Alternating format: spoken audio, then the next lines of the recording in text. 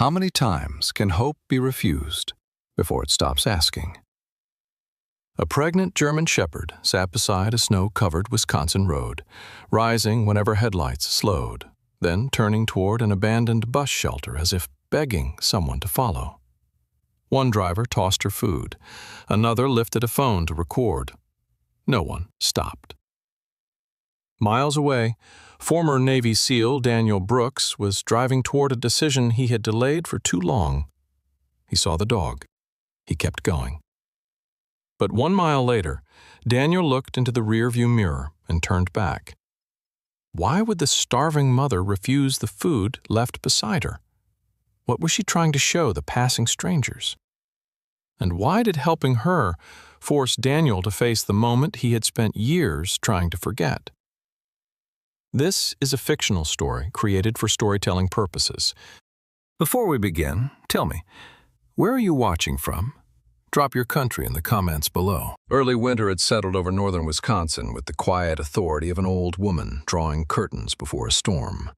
Snow moved sideways across County Road 8, erasing tire marks almost as soon as they appeared, while the pine forests beyond Ashford stood dark and patient beneath a pale morning sky. The road was not deserted, but every vehicle seemed eager to escape it. Engines growled, headlights passed through the white air, and then the world became empty again. Beside that road sat a pregnant German shepherd, and the question surrounding her was not whether she feared people. She did. The question was whether asking those same people for help was courage, or simply the last choice left to her. The dog appeared to be 4 or 5 years old, though hardship had placed a gray dusting around her muzzle that made her look older.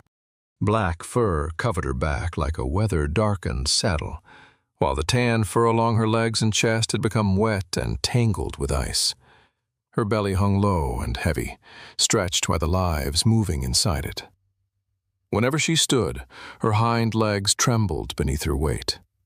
One ear remained upright, alert to every approaching engine, while the other leaned slightly to the side, perhaps from an old injury. There was no collar around her neck, only a narrow band of flattened fur showing that one had once been there.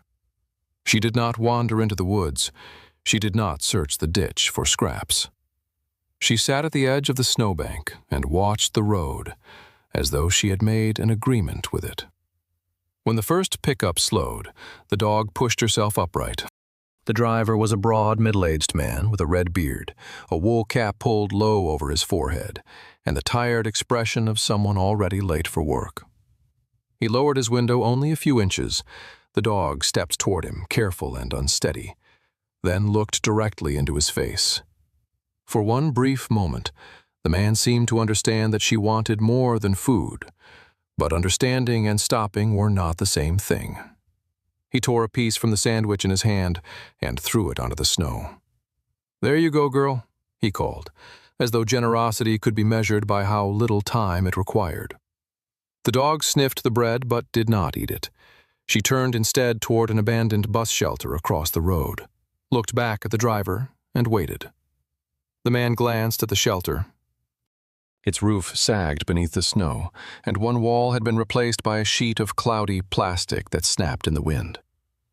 Something about the dog's behavior unsettled him. His fingers tightened around the steering wheel. He had a delivery route, a supervisor who counted minutes, and 3 children who needed winter boots. Those facts felt heavy enough to excuse him. The pickup pulled away, scattering snow over the untouched bread. The dog watched until its red taillights vanished, then returned to the roadside and sat down again.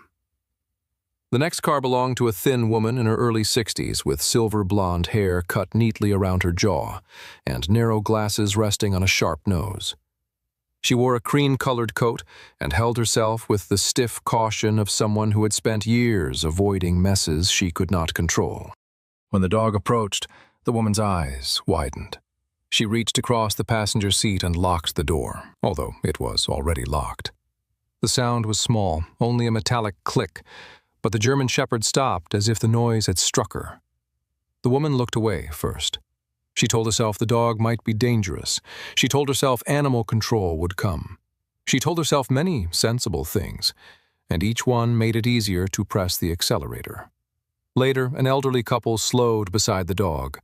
The husband was a short man with a round, weathered face and white eyebrows so thick they seemed to hold snow of their own. His wife, small and soft-featured, wore a knitted purple hat and leaned forward with concern. For several seconds, both stared through the windshield. The woman lifted a phone and recorded the dog as she rose again, stepped toward the road and turned toward the shelter. "Poor thing," the woman whispered. The husband nodded, but his hands remained on the wheel. They agreed that someone should call for help. Neither asked whether that someone might be them. When their car moved on, the woman continued filming through the rear window until the dog became a dark speck in the white landscape. The German Shepherd did not understand schedules, insurance, fear of lawsuits, or the private burdens people carried inside heated cars. She understood movement, tone, distance, and hands. Some hands offered food, some hands pushed away. Some hands had once fastened something tight around her neck. Her body remembered those things even when there were no words for them. Still, each time headlights appeared, she stood. Pain tightened across her swollen belly, and she paused to breathe through it. Then she stepped toward the road again. She was not begging for herself alone. That difference seemed obvious to her and invisible to everyone else. Nearly 20 minutes later, Daniel Brooks saw her. Daniel was 44, tall and broad-shouldered, with the compact strength of a man who had once trained his body to function without complaint. Short, dark brown hair, touched with gray at the temples, framed a face sharpened by years of discipline and poor sleep. A narrow scar ran from beneath his left ear toward the edge of his jaw, disappearing into a neatly trimmed beard. His eyes were deep-set and gray, usually calm enough to make other people believe he had already considered every possible outcome. In truth, calm had become a disguise Daniel wore for uncertainty. He had served as a Navy SEAL for nearly 2 decades before leaving the military, but retirement had not taught him how to stop measuring every decision by the lives it might cost. A leather folder lay on the passenger seat of his dark pickup. Inside were the papers required to sell Bluebird Cafe, the aging roadside diner his aunt had operated for more than 30 years. The bank appointment was that morning. Daniel had postponed it twice already, once because of a leaking furnace and once because he claimed a lawyer needed to review the contract again. Neither excuse had been entirely false, which made them useful. Signing the papers would be practical. The cafe had debts, old plumbing, and too few customers. Yet the building held memories Daniel did not know how to carry once it belonged to someone else. He saw the dog near the snowbank and immediately noticed the size of her belly.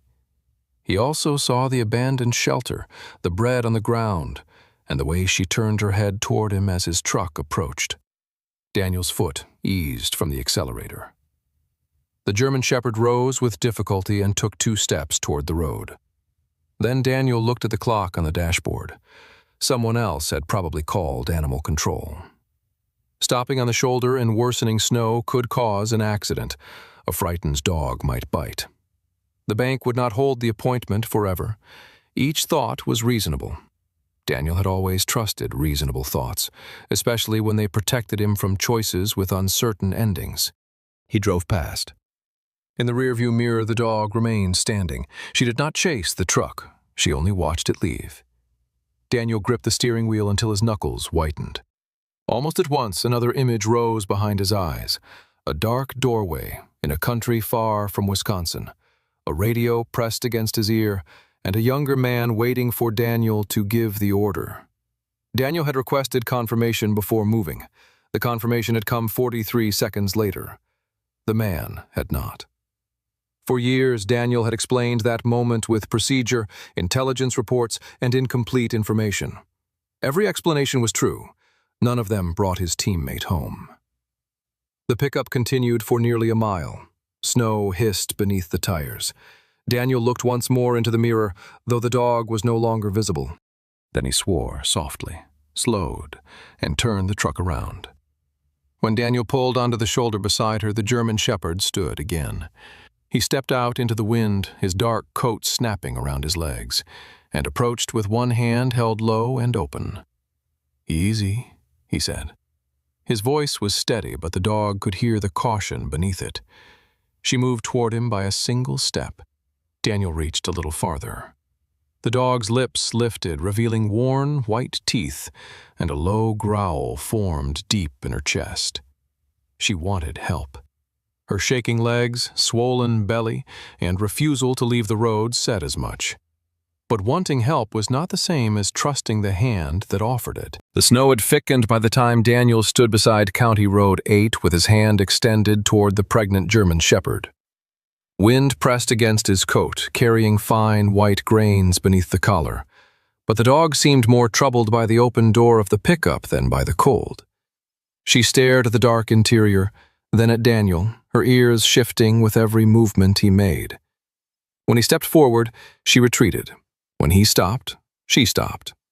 There was no confusion in her behavior. She wanted him near enough to understand and far enough not to touch her. Daniel had negotiated with frightened men in foreign villages and spoken calmly to soldiers whose judgment had cracked under pressure. Yet he had never felt quite so clumsy as he did standing before an animal that had no reason to believe his calm voice. "The truck is warmer than the road," he said. The words sounded foolish as soon as they left him. The dog could not understand promises about warmth. She could only understand the size of his body, the direction of his hands, and the fact that people had already passed her without helping. Daniel tried circling toward the rear door, hoping to give her a wider path. The German shepherd immediately moved away from the pickup and toward the abandoned bus shelter. Her steps were stiff, and her hind legs trembled each time her swollen belly shifted. Daniel followed at a distance. The shelter stood on a strip of frozen gravel, half buried in weeds and snow. One plastic wall had split down the center, allowing the wind to move through it with a low, mournful whistle. Behind the wooden bench, Daniel found what the passing drivers had not seen: wet newspapers pressed into a shallow nest, a handful of dead grass, and a faded child's towel patterned with yellow ducks. The towel had been folded more than once, not neatly, but deliberately. A few dark red spots marked the snow nearby. Daniel crouched, studying them. The blood was not heavy, but it was fresh. He knew enough to recognize that the dog's body was preparing for birth, though he could not tell whether the puppies would arrive that day or 2 days from now. The German shepherd stood between him and the makeshift nest, breathing quickly. Her eyes followed his hands. Daniel wondered who had once tied a collar around her neck, and whether that person had abandoned her here or lost her somewhere farther away. He wondered how many nights she had returned to this shelter, arranging the towel as if order alone could make the place safe. For the first time, the road no longer looked like the place where she had chosen to wait. It looked like the only place from which she could still be seen. Daniel removed his heavy coat, slowly.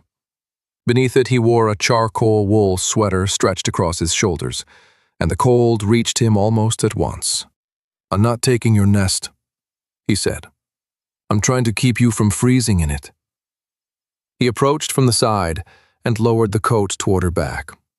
The German shepherd spun faster than he expected. Her teeth closed around the sleeve near his wrist, and the sharp pull nearly brought him to one knee. She released him immediately, but the warning was unmistakable. Daniel jerked backward. "Fine," he snapped. "Stay out here then. I'm the one trying to help you." The dog flinched at the anger in his voice. She moved over the towel and curled around her belly, making herself as small as a heavily pregnant German shepherd could. Daniel stared at her, breathing hard. The bite had not reached his skin, yet humiliation burned hotter than pain. He had turned around. He had missed the bank appointment. He was standing in a storm without his coat. Some unreasonable part of him had expected those choices to be recognized as evidence of goodness. Silence followed, broken only by the wind rattling the shelter wall. Daniel looked at the dog's lowered head and felt his anger drain away, leaving something less comfortable behind. She had not asked him to sacrifice anything. She had not agreed to enter his truck. She had not promised gratitude in exchange for rescue. He was demanding that a frightened animal make his kindness easy to deliver. His phone vibrated in his pocket. The name Nora Collins appeared on the screen. Daniel answered while stepping away from the shelter. Nora was his 72-year-old aunt, a short, solidly built woman with pale, freckled skin, cropped white hair, and dark blue eyes that seemed permanently prepared to challenge a bad excuse. Years of standing behind a diner counter had thickened her hands and sharpened her humor. She spoke warmly to lonely customers, sternly to dishonest salesmen, and with almost no patience to Daniel, whom she loved too deeply to flatter. "Tell me you are inside the bank," Nora said. "I'm not inside the bank." "Of course not. There's a dog." "There is always something when you have to sign a piece of paper." Daniel watched the German shepherd from several yards away. "She's pregnant. She may be close to giving birth." Nora was quiet for a moment, but not softened. "And that is terrible. It also does not explain the other 2 appointments you missed." Daniel glanced toward the shelter. "I'll call you later." "You say that whenever the future asks you a direct question." The line went dead. Nora had ended calls that way since Daniel was 16, without goodbye, as if leaving one word unsaid might guarantee another conversation. Daniel returned to the shelter but did not approach the dog. Instead, he sat in the snow beside the road, far enough away that she did not tense. He turned his face toward the pine trees and placed his hands on his knees. The cold soaked quickly through his trousers. Minutes passed. A snowplow rumbled in the distance, then disappeared at the next intersection. Daniel resisted the urge to look at the dog. Waiting without watching felt unnatural. During his years in the military, every delay had required observation, calculation, readiness. This waiting required surrender. After several minutes, he heard claws scrape against frozen gravel. The German shepherd had risen. She stood near the edge of the shelter, studying him. Daniel remained still. She took one step, then another, pausing whenever he shifted his breathing. When she reached the truck, Daniel opened the rear door but kept his body turned away. She sniffed the running board. Her front paws climbed up first. Her hind legs failed on the first attempt, and she slid back into the snow with a small grunt. Daniel almost reached for her, then stopped himself. The second time, she gathered what strength remained and pulled herself onto the rear seat without allowing him to touch her. The veterinary clinic in Ashford was a low brick building between a pharmacy and a closed garden store. Inside, fluorescent lights hummed above pale green walls. Dr. Emily Parker met Daniel in the examination room. Emily was 48, tall and narrow-shouldered, with warm brown skin, tightly curled black hair threaded with silver, and rectangular glasses that she pushed up with the back of her wrist whenever her hands were occupied. She had the measured patience of someone who had spent 25 years being bitten, scratched, and blamed by creatures and people who were frightened. A faint scar crossed her right thumb, earned from a terrified terrier during her first month of practice. Emily did not approach the German shepherd immediately. She sat sideways on a stool and allowed the dog to observe her. Only after the dog's breathing slowed did Emily begin the examination, moving carefully and explaining each action to Daniel as though the words might steady both of them. "She's dehydrated and underweight," Emily said, after checking the dog's gums and abdomen. "No microchip, no collar marks recent enough to tell us where she came from." An ultrasound revealed 2 puppies. One appeared strong and properly positioned. The second was noticeably smaller. "Could she deliver safely?" Daniel asked. "She might," Emily replied. "But the smaller puppy concerns me, and she is exhausted. Labor could begin within 48 hours, possibly sooner." Emily called 3 shelters and 2 foster networks. Every answer was the same. The sudden freeze had filled kennels with abandoned animals, and emergency foster homes were already caring for litters of their own. Daniel listened as each polite refusal narrowed his options. By late afternoon, he was driving toward Bluebird Cafe with the German shepherd lying stiffly across the back seat. Nora waited beneath the diner's blue awning, wearing a red cardigan beneath an old winter coat and holding the door open with one foot. She had placed a thick cushion and clean blankets beside the radiator. The dog entered slowly, sniffing coffee, old wood, and the faint sweetness of baked apples. She ignored the cushion. Instead, she crossed the empty dining room and crawled beneath the counter, settling in a narrow corner below a ceramic sugar jar shaped like a bluebird. One painted wing had been chipped away years earlier, leaving a rough white edge. Nora looked at the dog, then at Daniel. She has opinions. Daniel closed the door against the snow. The German shepherd still had no name, no owner, and no certainty beyond the next few hours. Yet for the first time in many days, perhaps longer, she was no longer lying outside. By late afternoon, the storm had softened into a steady fall of snow over Ashford, Wisconsin, and the windows of Bluebird Cafe had begun to glow against the gray winter light. The diner had been closed for the day, though the old neon sign above the entrance still flickered whenever the wind pressed against its wiring. Inside, the air carried the familiar smells of coffee, cinnamon, and wood polish, scents that had comforted customers for decades, but meant nothing yet to the pregnant German shepherd beneath the counter. To the dog, the building was a collection of unfamiliar noises, pipes knocking inside the walls, a refrigerator motor humming, spoons shifting in a drawer, and boots crossing floorboards that creaked without warning. Nora had prepared a small room behind the kitchen, once used for storing sacks of flour and crates of canned peaches. The room had a narrow window, a radiator, and enough space for several folded blankets. Daniel placed a shallow bowl of water near the wall and made a nest from clean towels. The dog entered only after Nora and Daniel stepped away. She sniffed every corner, circled twice, then dragged the towels into a tight ring around her swollen belly. She ate only a few bites of boiled chicken before turning her head. Her ears moved constantly, one standing straight and the other leaning slightly, tracking every sound beyond the door. Whenever a metal pan struck the sink or a spoon fell against the counter, her body stiffened. Daniel noticed each reaction and treated it like a problem he could solve. He wrote the time of her last drink on the back of a receipt. He checked the thermostat twice. He counted her breaths while pretending not to stare. Dr. Emily Parker had instructed him to watch for heavy panting, repeated pacing, trembling, or discharge. But Daniel heard those instructions as a mission rather than advice. His old habits returned quickly. Observe, measure, anticipate, control. The dog sensed the pressure before Nora did. Each time Daniel came near, she lowered her head over her belly and watched his hands. "You are making her nervous," Nora said from the kitchen doorway.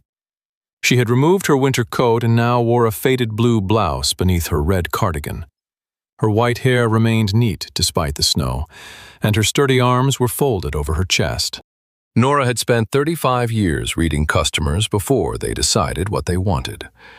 She could tell when a lonely widower needed conversation, when an embarrassed mother could not afford the full bill, and when her nephew was hiding fear beneath efficiency. "I'm monitoring her," Daniel replied. "You are hovering. There is a difference. Only to the person doing the hovering."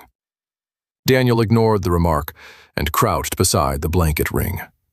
One towel had become damp and dirty from melted snow and the faint discharge Emily had warned him about. Daniel reached toward it slowly. The German shepherd's lips tightened. "Easy," he said, using the same calm tone that had failed beside the road. His gloved fingers closed around the edge of the towel. The dog lunged. Her teeth caught the thick leather near his knuckles and released almost immediately. But the movement startled him hard enough that he stumbled backward into a small table. "Enough!" Daniel struck his palm against the tabletop. The sound cracked through the room. A ceramic sugar jar shaped like a bluebird trembled near the edge of the counter, tipped sideways and fell. It struck the floor with a hollow snap. A painted fragment broke from the already damaged wing and spun beneath a cabinet. The dog flattened herself over her belly. Her ears pulled back, her eyes widened, and a low sound formed in her throat. Not anger now, but fear. Daniel stood over the broken jar with his hand still clenched. For one uncomfortable second, the room looked different to him. The blankets were no longer a nest he had prepared. The bowls were no longer evidence of his care. They were objects placed inside a room where a large man had raised his voice and struck furniture. Whatever safety he believed he had provided had vanished in a single noise. Daniel looked at the dog and saw that she had not attacked him because she was ungrateful. She had protected the only fragile things she still possessed. "I was trying to replace the towel," he said quietly, though the explanation sounded weak even to him.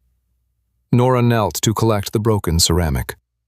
"Your intention is not the only thing in the room, Daniel." He turned toward her. "I missed the bank appointment for this. I drove through a storm. I sat in the snow until she climbed into the truck. What else am I supposed to do?" Nora placed the broken piece on the counter. "Stop keeping score." The words landed more sharply than Daniel expected. He removed his gloves, set them beside the sink, and left the back room without answering. Nora waited until Daniel's footsteps moved into the dining area. Then she sat on the floor several feet from the dog. She did not offer her hand or speak in the gentle, exaggerated voice people often used with frightened animals. Nora placed a bowl of chicken and warm broth near the blanket ring, turned her body sideways, and looked toward the wall. "I don't enjoy being watched while I eat either," she said, "especially by men who think a clipboard is a personality." The German Shepherd did not move. Nora remained still. Minutes passed.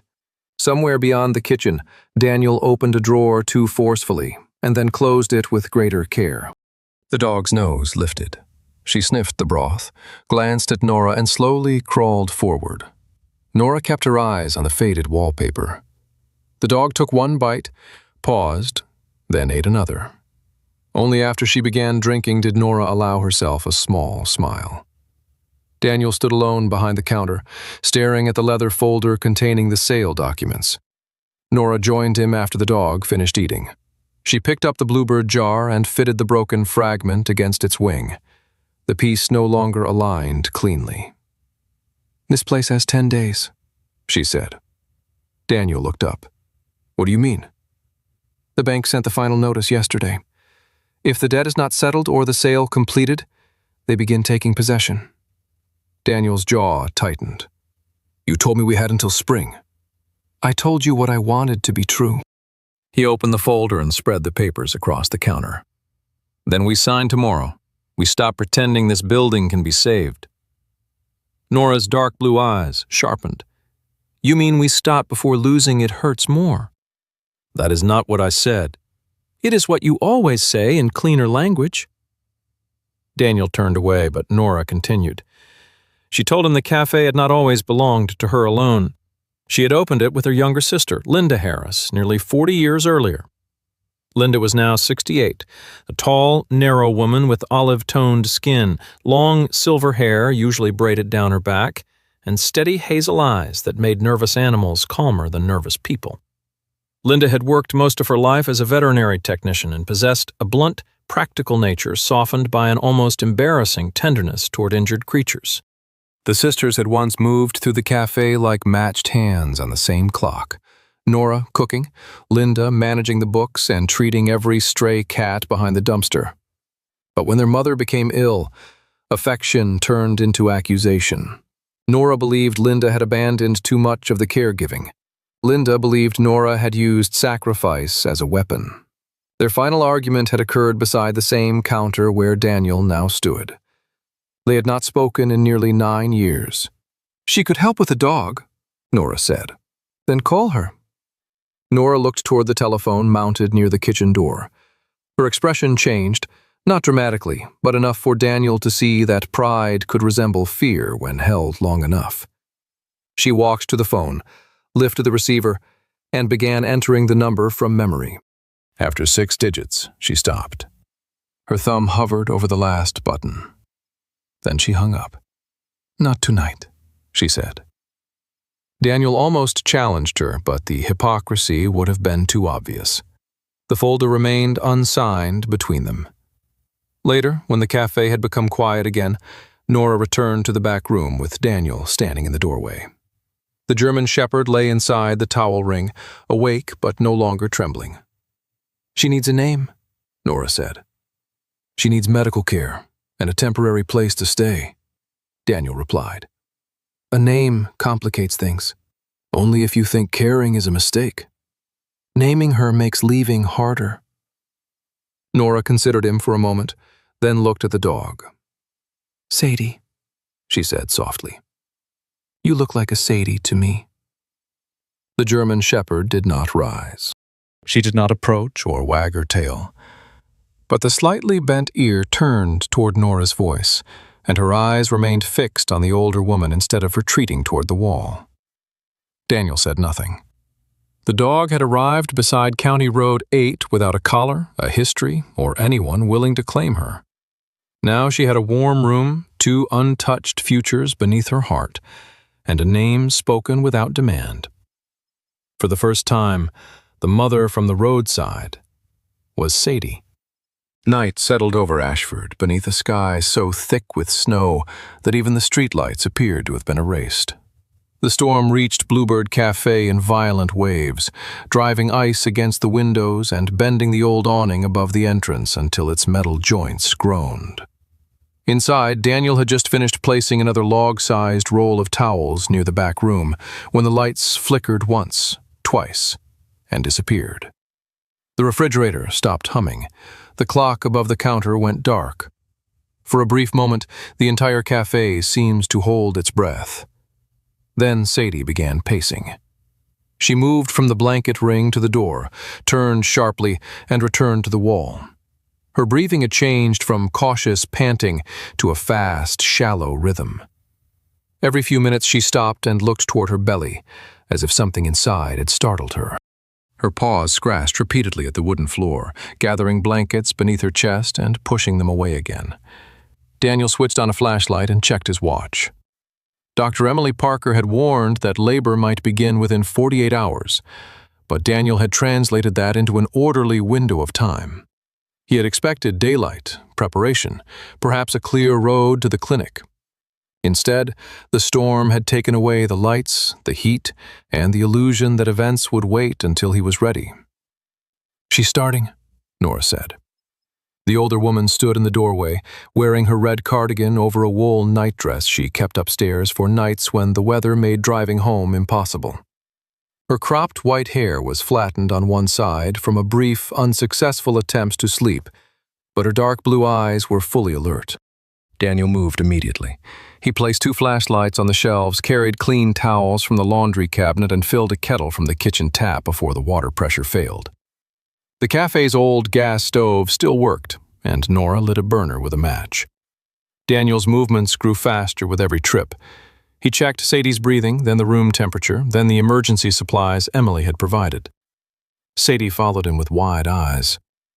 When he stepped toward her carrying towels, she backed into the corner and growled. "She needs a cleaner space," Daniel said. "She needs you to stop moving like the building is under attack," Nora replied. "We're losing heat." "And you are frightening her." Daniel knelt, but even that motion was too sudden. Sadie pressed her body against the wall, protecting her belly with her forelegs. Her teeth showed briefly beneath her lips. Daniel froze. He had spent years believing speed was proof of competence. In dangerous places, hesitation could cost lives. Yet Sadie was telling him that his urgency had become another danger in the room. Nora lowered herself onto an overturned flower bucket several feet away. "Sit down," she told him. "I need to prepare." "You have prepared. Now sit." Daniel looked at the towels, the kettle, the medical kit, and the dim flashlight beams crossing the floor. Everything in him resisted stillness. But he sat against the opposite wall and lowered his hands into view. Sadie remained tense for several minutes. Gradually, her growl faded. She resumed circling, though she kept her body between Daniel and the blanket ring. The hours that followed had none of the clean order Daniel wanted. Sadie panted, lay down, rose again, and pressed her head against the wall. At times, she trembled so hard that the metal tags on the emergency kit rattled when Daniel touched it. Nora kept the water warm on the stove and carried small bowls of it into the room. She spoke rarely. When she did, her voice was low and ordinary, as if they were waiting for bread to rise rather than two fragile lives to arrive in a darkened cafe. Daniel called Emily shortly before midnight. The veterinarian answered after several attempts, her voice broken by weak cellular service. Emily had been awake since the power failed, calling elderly clients who relied on electric heating pads for recovering animals. He told Daniel that snowplows had stopped operating on County Road 8 after a utility pole fell across the eastern junction. The clinic was less than 4 miles away, but there was no safe route between them. "Watch the contractions," Emily instructed. "Let Sadie do what she can. Do not crowd her. Call again when the first puppy appears or if she strains without progress." Daniel repeated the instructions aloud and wrote them on the back of a diner menu, though he already remembered every word. Sadie's contractions strengthened. Her abdomen tightened beneath her coat, then released. She gave a low cry and turned toward her own body, confused by pain she could not escape. Daniel felt the old desire to intervene, to convert fear into action. But Nora placed one weathered hand on his forearm. "She does not need a commander," Nora said. "She needs witnesses who will not leave." Daniel looked at her. "That sounds like something you practiced saying." "It sounds like something I learned too late." Near the middle of the night, Sadie lay on her side and began pushing. The first effort produced nothing. The second left her panting so hard that Daniel could see the pulse beating beneath the fur of her throat. Nora held the flashlight, while Daniel remained outside the blanket ring, close enough to help, but not close enough to make Sadie retreat. More than an hour passed before a tiny shape finally appeared. The puppy was much smaller than Daniel had expected, a wet black and tan female, no longer than his hand. Sadie turned immediately, licking the puppy with frantic strokes. But the small body remained limp. No sound came from it. Daniel stared. The room disappeared around him, replaced by another darkness years earlier.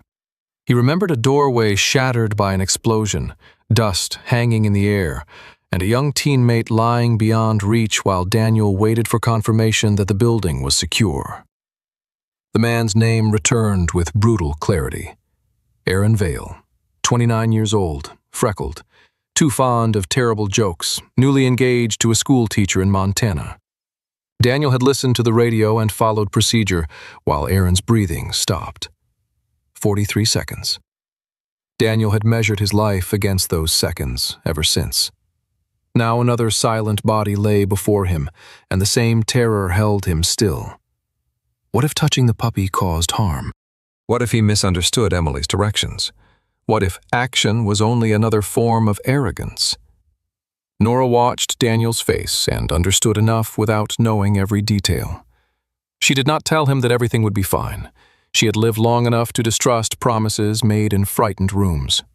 "Being afraid does not make you guilty," she said. "But letting fear make the choice for you might." Daniel swallowed and reached for his phone. Emily answered on the second call. He described the puppy's size, color, and lack of movement. Emily's voice became firm and precise. She instructed him to wrap the puppy in a warm towel, clear fluid from the mouth and nose, and rub the body steadily to encourage breathing. Sadie growled when Daniel moved closer. He stopped, held the towel where she could see it, and waited. Exhaustion had softened her resistance, but her eyes remained fixed on him. Nora leaned close to Sadie without touching her. "He is scared too," she murmured. Whether Sadie understood the words did not matter. She allowed Daniel to lift the puppy only inches from the floor while keeping the tiny body within reach of her muzzle. Daniel worked carefully. He cleared the puppy's airway and rubbed along the back and ribs with the towel. Nothing happened. He tried again. The puppy's head shifted weakly. Daniel bent closer, uncertain whether he had imagined it. A faint shudder passed through the little body. Then came a sound so small it might have been mistaken for the creak of the old building, a thin, broken squeak. Sadie raised her head and pressed her nose against the puppy. Daniel returned the tiny female to the warmth of her mother's chest. The puppy made another weak sound, and Nora released a breath she seemed to have been holding for an hour. But Sadie did not relax.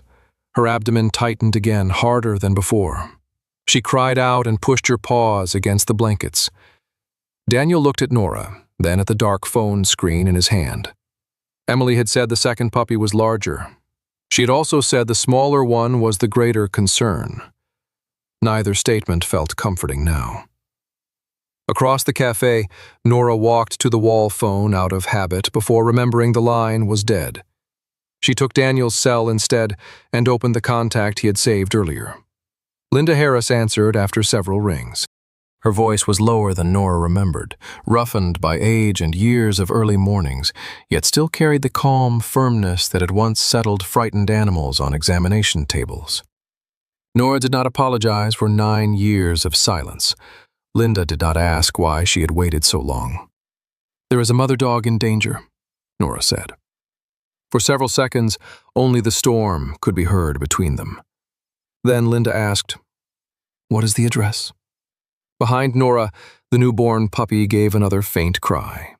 Sadie touched the little body with her nose, but another contraction seized her before she could settle around it. The second puppy had not yet come. The storm was still pressing its full weight against Ashford when Sadie's second labor stalled. Snow buried the lower half of Bluebird Cafe's front windows, and the wind struck the building in long, uneven blows, making the old roof beams complain above the dining room. In the back room, the first puppy lay against Sadie's chest beneath a warm towel, breathing in shallow, uncertain rhythms. Sadie had curled one foreleg around the tiny female, but another contraction soon forced her head back against the blankets. Her body tightened, remained rigid for several painful seconds, and then collapsed into exhaustion. She no longer paced or scratched at the floor. She barely had the strength to raise her head. Daniel watched from outside the blanket ring, one hand gripping the telephone while Dr. Emily Parker's voice faded in and out through the weak connection. Emily asked how long Sadie had been straining and whether there had been any progress.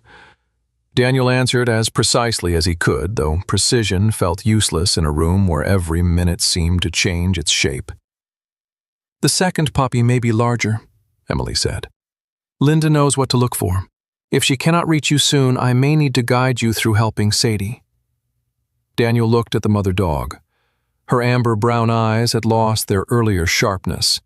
Fatigue had softened them into something more troubling than fear: resignation. "How long do we wait?" he asked. Emily did not offer the comfort of certainty. "Not much longer."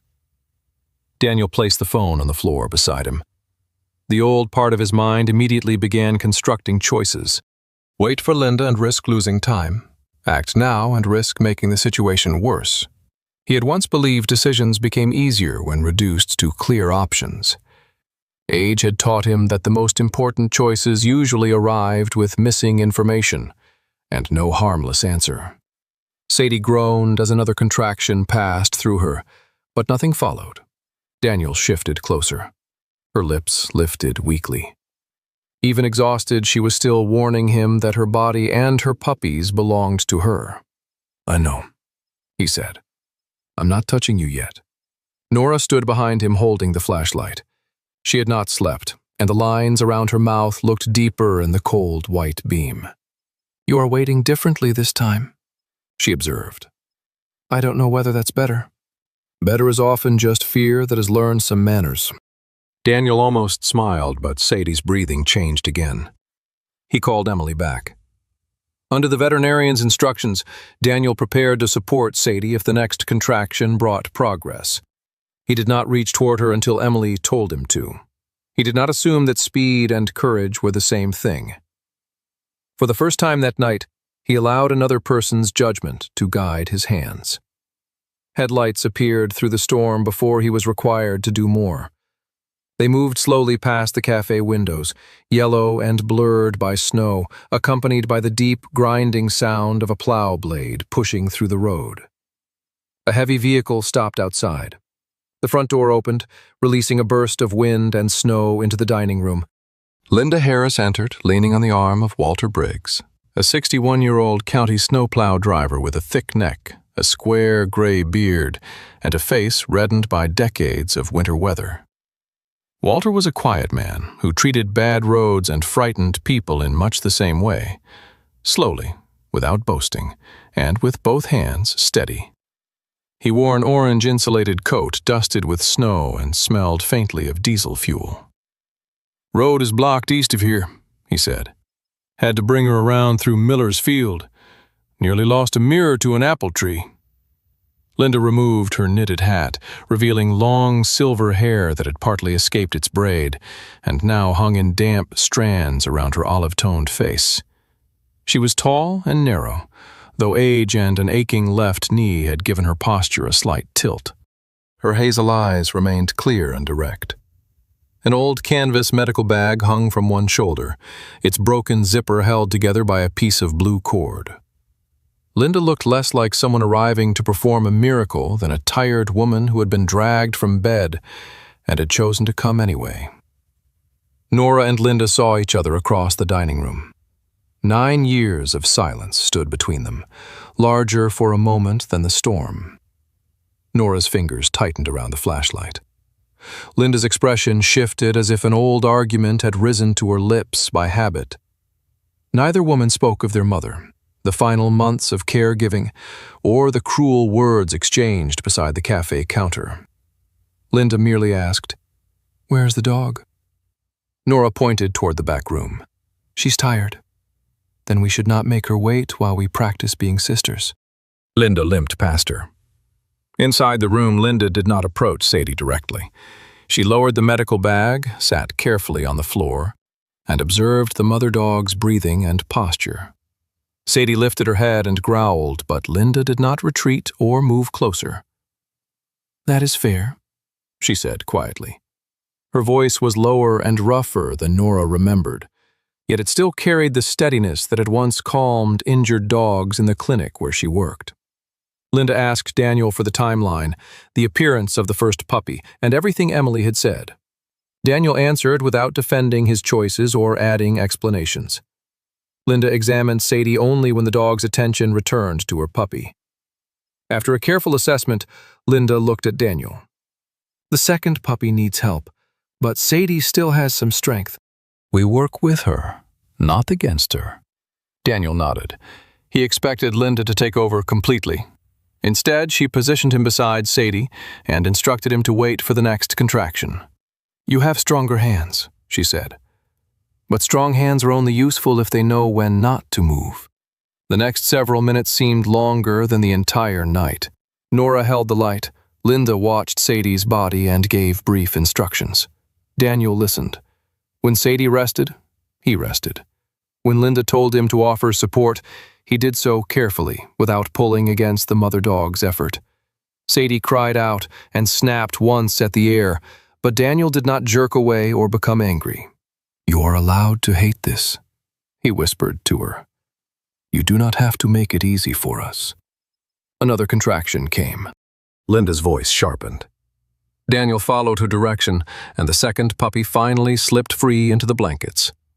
The newborn was a male German shepherd, larger than his sister, with a broad, dark head and tan markings beginning above his tiny paws. For a terrible second, the room remained silent. Then he moved, opened his mouth, and released a loud, indignant cry that sounded entirely too large for his body. Nora laughed once through her tears. Walter, waiting respectfully near the kitchen, called out, "That one has opinions," though no one had told him about Nora's earlier remark concerning Sadie. Linda placed the puppy near his mother. Sadie immediately began cleaning him, gathering what little strength remains to pull both newborns against her belly. The smaller female disappeared almost completely beneath Sadie's foreleg, while the male pushed clumsily toward warmth. Daniel leaned forward to adjust the towel. Sadie's head rose, and a low growl warned him back. He stopped at once. Months earlier, he might have felt rejected. Hours earlier, he might have believed the rescue had earned him a place beside her. Now he moved outside the blanket ring and sat against the wall. Saving a life, he understood, did not purchase its trust. Trust was not payment, it was permission, and Sadie had not given it yet. In the kitchen, Nora made coffee on the gas stove while Linda washed her hands. The sisters stood side by side without touching. Nora poured 2 mugs and passed one across the counter. Linda tasted it, frowned, and said, 9 years, and it still tastes like water used to rinse an old shoe. Nora stared at her, then laughed so suddenly that coffee spilled onto the counter. Linda's mouth bent into the smallest smile. It was not forgiveness, but it was the first sound between them that did not carry blame. Linda noticed the bank papers beneath the chipped Bluebird sugar jar. Nora admitted the cafe might be gone within days. Linda did not offer money, rescue plans, or false certainty. She simply set down her mug. "I can stay for a few days," she said. "For the dog." Nora nodded, though both women understood that the answer was not only about Sadie. Near dawn, Nora named the tiny female Lucy. Linda looked at the larger male and chose Ben, after no one in particular, or at least no one she was willing to explain. Sadie did not understand the names, but she heard the tenderness with which the sister spoke them. Beneath the chipped Bluebird jar, Sadie lay with Lucy and Ben pressed close to her body. Outside, the storm continued. Inside, 2 new lives breathed beneath their mother's watch, while 2 sisters stood in the same room for the first time in nearly a decade. The family forming there was still incomplete, uncertain, and badly mended. But it had begun. By the afternoon after the storm, Ashford had begun digging itself out beneath a hard blue winter sky. Snowplows moved along the main streets, store owners cleared their steps, and smoke rose from chimneys with the peaceful appearance of a town returning to normal. Bluebird Cafe still had no customers, but a different kind of traffic had begun gathering outside. A short video of Sadie sitting beside County Road 8 had spread through local social media. It was the recording made by the elderly couple who had watched her from their car before driving away. The clip showed the pregnant German Shepherd rising unsteadily, looking into the windshield, and turning toward the abandoned bus shelter. Someone recognized Daniel's pickup arriving near the end of the recording. Another person had seen him later at the veterinary clinic. By noon, half the town seemed to know that the dog had given birth at Bluebird Cafe. The first visitors came carrying folded blankets and bags of dog food. They spoke softly and left their donations near the entrance. Nora thanked them, Linda checked the labels on the food, and Daniel believed the attention might help the cafe survive the week. Then more people arrived. A young mother brought 2 children who pressed their faces against the glass. A middle-aged man in a hunting jacket carried a stuffed bear larger than either puppy. 3 women from a church group entered together, talking loudly about organizing a fundraiser before asking whether they could hold the newborns for photographs.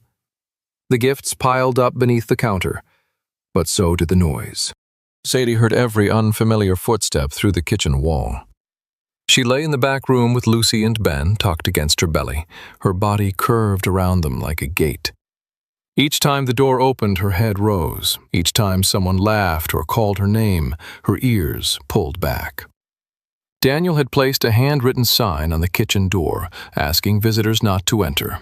But kindness made some people strangely confident that rules no longer applied to them. A woman with a bright green scarf pushed the door open far enough to look inside. "Just one picture," she whispered, raising her phone. The flash struck the dim room. Sadie surged upright, nearly rolling Ben from the blanket ring. Her lips pulled back and a growl shook through her exhausted body. Lucy disappeared beneath her chest. Linda stepped between the woman and the nest. "Out," she said. The woman lowered the phone but did not immediately leave. "I brought 3 bags of premium food." "Then the food has done a good thing," Linda replied. "That does not purchase access to the puppies." The woman's face tightened. "People are trying to help." Sadie began panting. Daniel entered from the dining room and saw another visitor leaning around the doorway to record. For a moment, he experienced the same anger that had caused him to strike the table 2 nights earlier. This time, he did not release it into the room. He stepped into the cafe, turned the sign from open to closed, and addressed everyone inside. "The dog is frightened. The puppies are less than 2 days old. You need to leave." Several people obeyed at once, embarrassed by what they had become part of. Others protested. A broad man near the counter asked whether Daniel understood how much attention could help the cafe. One of the churchwomen said people deserved to see where their donations were going. Daniel looked at the toys, blankets, and food stacked around the room. He felt grateful for them. He also felt something close to shame. The town had seen Sadie alone in the snow and decided she mattered, yet many now wanted proof that their compassion had been received properly. They wanted a photograph, a grateful story, or a moment they could repeat over dinner. "A gift is still a gift after the giver leaves," Daniel said. "If it stops being valuable because no one watches you give it, then it may not have been for her." He opened the front door and waited until the cafe emptied. Silence returned slowly. The old refrigerator hummed. Pipes clicked inside the walls. In the back room, Sadie continued to pant, keeping Lucy and Ben hidden beneath her. She refused water when Daniel placed the bowl near the blankets. She did not touch the chicken nor a warmed for her. Linda examined the puppies without lifting them and found no immediate injury, but her expression remained troubled. "Stress can interfere with nursing," she said. "She needs quiet, not admiration." Daniel sat outside the doorway, staring at the mountain of donations. He had once believed selfishness looked like taking. Now he understood it could also disguise itself as giving, especially when generosity demanded an audience. Near evening, after the last curious car had left the parking lot, an older woman approached the cafe alone. Carol Miller was 67, tall but slightly stooped, with a narrow face, pale skin marked by faint age spots, and soft gray hair tucked beneath a navy knitted cap. A recent course of medical treatment had thinned her eyebrows and left dark shadows beneath her green eyes. Carol dressed neatly, despite the cold, wearing a long brown coat and practical black boots. She had spent most of her life working as a school librarian, which had made her careful with words and uneasy about public attention. Daniel recognized her as the silver-blonde woman who had locked her car doors when Sadie approached on the road. Carol did not enter. She stood outside holding a bag of high-calorie nursing food and looked through the glass until Daniel came to the door. "I saw her that morning," Carol said. Her voice was quiet but direct. "I was driving to a treatment appointment in Green Bay. I was afraid she would bite me. I was afraid I would be late. So I locked the door and drove away." Daniel did not reassure her. He knew comfort offered too quickly could become another way of avoiding truth. Carol looked toward the kitchen. "I've been trying to decide whether fear was a reason or an excuse." "It can be both," Daniel said. Carol nodded. "I'm not asking to see her." She placed the bag near the entrance. "And I'm not asking anyone to tell her I'm sorry. She would not know what to do with my apology anyway." Carol turned toward the parking lot. Before leaving, she added, "Perhaps I should do something useful after the part where I feel terrible." Then she walked away without taking out a phone. The cafe remained quiet for another hour. Sadie finally lifted her head when Nora carried the unopened food into the back room. Nora set a small portion near the nest, sat against the opposite wall, and began sorting receipts without watching. Sadie sniffed the bowl. After several minutes, she crawled forward and ate. Daniel observed from the hallway. The change was small, almost ordinary, but it told him more about kindness than the crowded room had. Carol's gift remained after her footsteps disappeared. It did not need to be witnessed to be real. Later that night, Linda stood with Nora beneath the chipped Bluebird sugar jar. The sisters had spent most of the day organizing supplies without discussing why Linda was still there. Linda ran one finger along the edge of the counter. "The storage room could become a temporary shelter," she said. "Not a full rescue, just somewhere safe during storms. A warm floor, water, a few crates." Daniel shook his head. The cafe is 10 days from foreclosure. We cannot afford to save every animal in Ashford. No one said every animal, Linda replied. Only the one standing outside when everyone else keeps driving? Nora looked around the dining room, at the worn stools, faded curtains, and tables polished smooth by decades of elbows. I know this place may not last, she said. I'm not asking it to live forever. I just don't want the last years of my life reduced to a bank inventory, 6 tables, 1 stove, 12 chipped mugs. Linda's face tightened. I stayed away because anger was easier. Nora did not speak. Linda continued. After Mother died, I could either admit I had failed you or keep proving you had failed me. Anger gave me something to do with grief. Nora looked down at her hands. There was no embrace and no clean forgiveness. Only 2 sisters standing beside the same counter, finally naming part of what had kept them apart. Daniel removed the sale contract from his leather folder. He read the signature line again. Then he placed the papers beneath the Bluebird sugar jar using the ceramic weight to hold them flat. He did not sign them. He did not tear them apart. It was not a promise that he would stay or that the cafe could be saved. For once, Daniel was delaying a decision because he wanted to understand what he might be protecting, not because he was afraid to choose. A week after the storm, winter sunlight returned to Ashford in thin silver bands, bright enough to make the snow glitter, but too weak to offer warmth. Bluebird Cafe remained closed to ordinary customers, though its back door opened regularly for Dr. Emily Parker and the few residents helping Nora clear away donations. In the room behind the kitchen, Ben was growing with almost comic confidence. The male puppy had developed a round belly, strong paws, and a habit of pushing his sister aside whenever he found the warmest place against Sadie.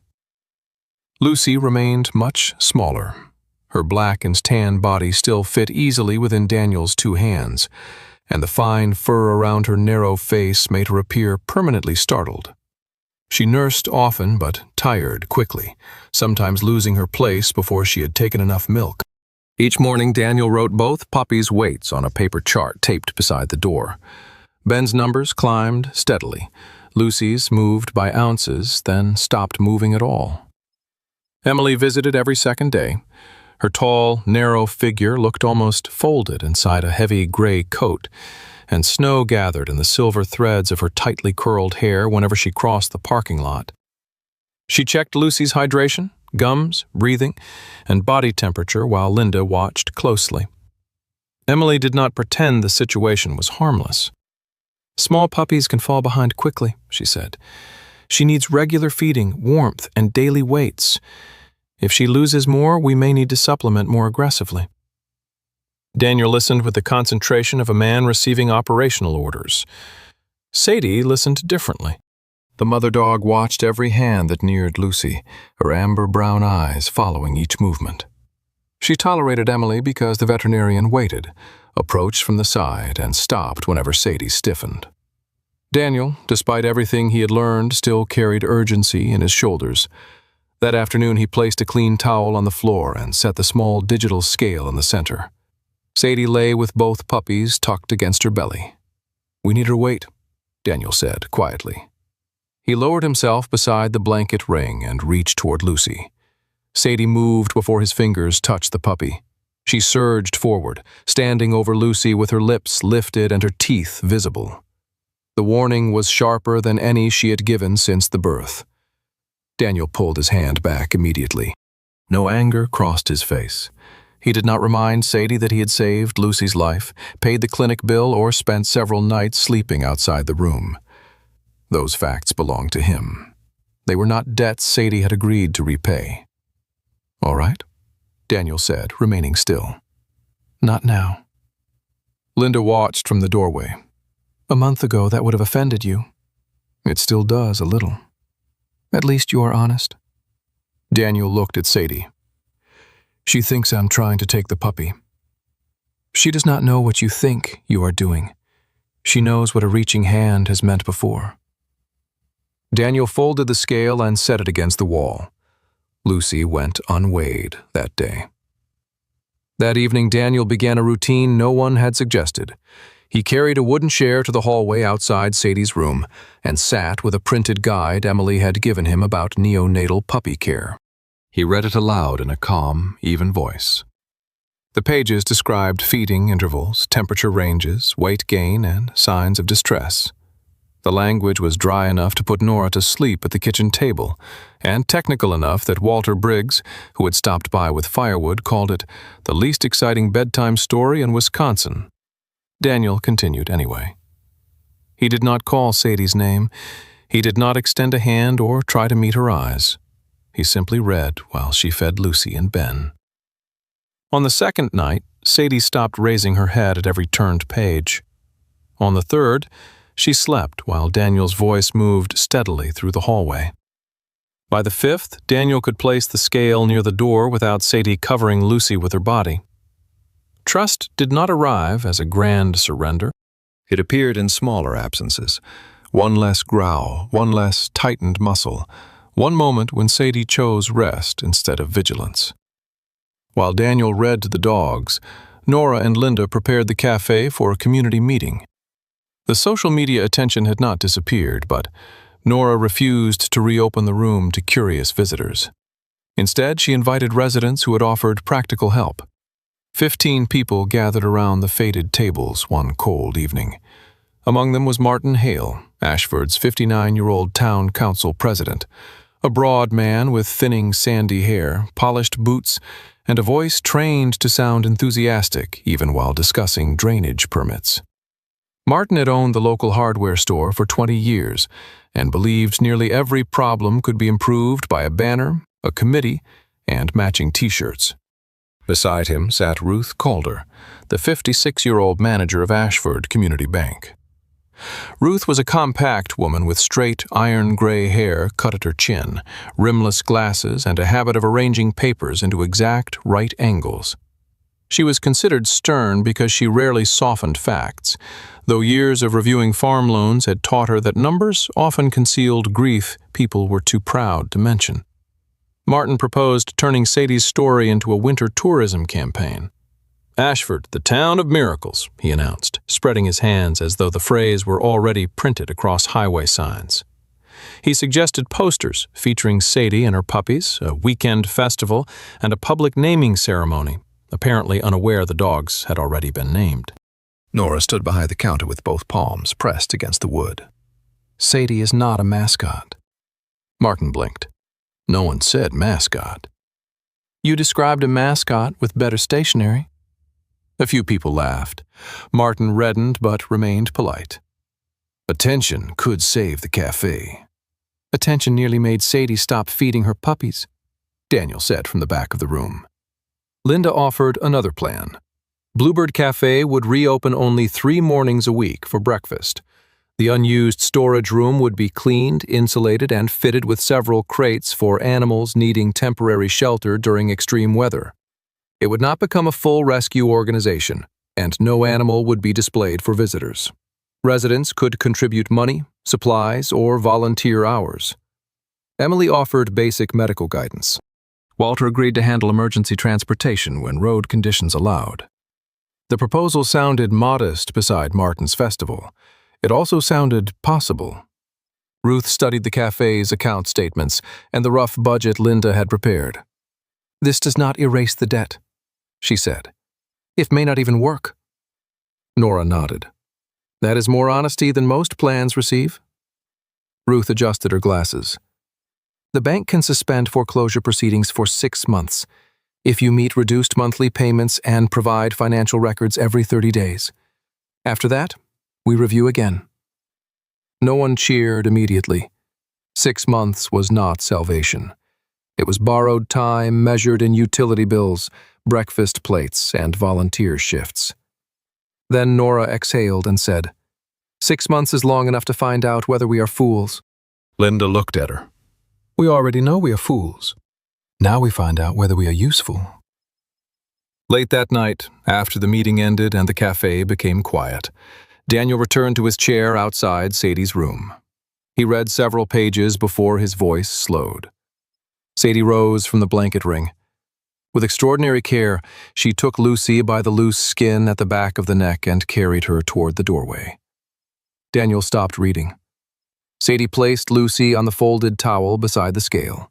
She lay down within reach, her head raised and her eyes fixed on Daniel's hands. She did not growl. Daniel moved slowly. He placed Lucy on the scale, waited for the number to settle, and stared at the display. The puppy had gained weight, not much, but enough to break the stillness of the previous days. "Good girl," Daniel whispered, though he was unsure whether he meant Lucy or Sadie. He returned the puppy to the towel and remained seated long after the room darkened. At some point, the printed guide slipped from his hands, and Daniel fell asleep in the chair. Sadie stepped into the hallway. She sniffed the hand that had once reached too quickly, the hand that had frightened her and later helped her daughter breathe. Then Sadie lowered herself beside Daniel's boots, leaving enough distance to hear either puppy move. It was not complete trust. Sadie still watched the doorway. Daniel still carried old fears into every decision. But the distance between them had become smaller. 6 weeks later, late winter rested more gently over Ashford. Snow still bordered the roads and gathered beneath the pine trees, but sunlight lingered longer across the windows of Bluebird Cafe, turning the frost into pale silver.